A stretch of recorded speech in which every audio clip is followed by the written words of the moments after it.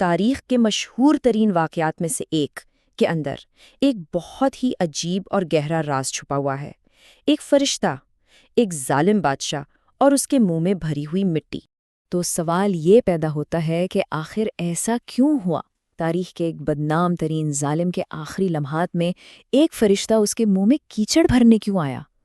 اس عجیب واقعے کے پیچھے ایک گہری کہانی ہے جو ہمیں ایمان، تکبر اور اللہ کی رحمت کی وسعت کے بارے میں بہت کچھ سکھاتی ہے۔ تو یہ کہانی شروع ہوتی ہے ایک اندھیری رات سے، جب حضرت موسیٰ علیہ السلام اپنی قوم بنی اسرائیل کو لے کر فرعون کے ظلم سے بچنے کے لیے مصر سے نکل پڑے۔ یہ آزادی کی ایک مایوس کن کوشش تھی۔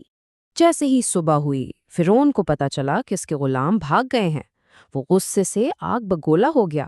اس نے فوراً اپنی پوری فوج جمع کی اور حکم دیا کہ ان کا پیچھا کیا جائے اور انہیں تباہ کر دیا جائے۔ اب ذرا تصور کریں، بنی اسرائیل ایک خوفناک جال میں پھنس چکے تھے۔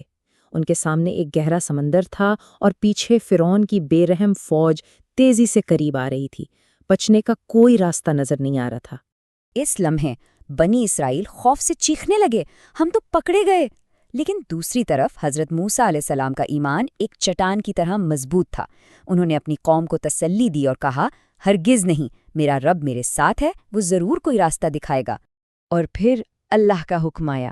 حضرت موسیٰ علیہ السلام نے اپنی لاٹھی سمندر کے پانی پر ماری اور دیکھتے ہی دیکھتے ایک ناقابل یقین معجزہ ہوا۔ سمندر 2 حصوں میں تقسیم ہو گیا اور بیچ میں ایک بالکل خشک راستہ بن گیا۔ پانی کی دیواریں دونوں طرف بلند پہاڑوں کی طرح کھڑی تھیں۔ حضرت موسیٰ علیہ السلام اور بنی اسرائیل اس خشک راستے پر چلے اور بے حفاظت سمندر کے دوسرے کنارے پہنچ گئے۔ یہ اللہ کی طرف سے ان کی نجات تھی۔ لیکن فرعون، جو اپنے تکبر اور غرور میں اندھا ہو چکا تھا، اس نے اس عظیم معجزے کو دیکھ کر بھی سبق نہیں سیکھا۔ اس نے اپنی فوج کو اسی خشک راستے پر آگے بڑھنے کا حکم دیا، یہ سوچ کر کہ وہ بنی اسرائیل کو پکڑ لے گا۔ اور یہی کہانی اپنے عروج پر پہنچتی ہے۔ جیسے ہی بنی اسرائیل محفوظ ہوئے، فرعون اور اس کی پوری فوج سمندر کے عین بیچ میں تھیں۔ پھر اللہ کا حکم آیا اور پانی کی وہ عظیم دیواریں واپس اپنی جگہ پر آ گئیں۔ فرعون اور اس کی پوری فوج سمندر کی بے رحم لہروں میں غرق ہو گئیں۔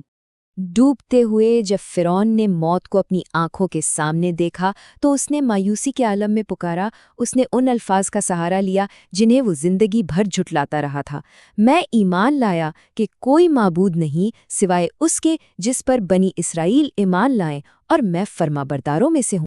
فرعون کے ان آخری الفاظ نے آسمانوں میں ایک غیر معمولی رد عمل پیدا کیا۔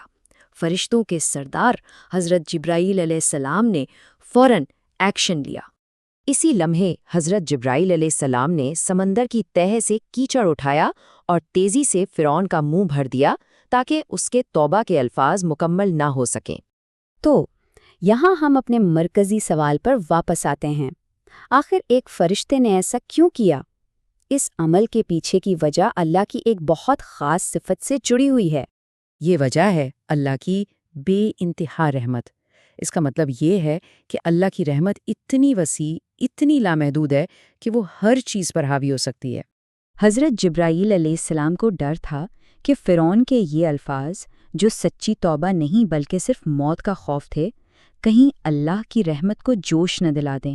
انہیں یہ فکر لاحق ہوئی کہ اللہ کی بے پناہ رحمت شاید اس ظالم کو بھی معاف کر دے جس نے اپنی پوری زندگی ظلم اور تکبر میں گزاری تھی۔ اس لیے فرعون کے منہ میں کیچڑ بھرنے کا یہ عمل دراصل انصاف کو یقینی بنانے کے لیے تھا۔ یہ اس بات کو یقینی بنانے کے لیے تھا کہ ایک ظالم جو سچے دل سے توبہ نہیں کر رہا تھا، محض موت کے خوف سے کہے گئے الفاظ کی بنا پر اللہ کی رحمت حاصل نہ کر لے۔ تو آخر میں یہ واقعہ ہمیں ایک گہرے سوال کے ساتھ چھوڑ جاتا ہے۔ سچے ایمان سے پیدا ہونے والی توبہ اور صرف موت کے خوف سے نکلی ہوئی التجا میں آخر کیا فرق ہے؟ اور اللہ کی رحمت اور اس کے انصاف کے درمیان وہ نازک توازن کہاں قائم ہوتا ہے؟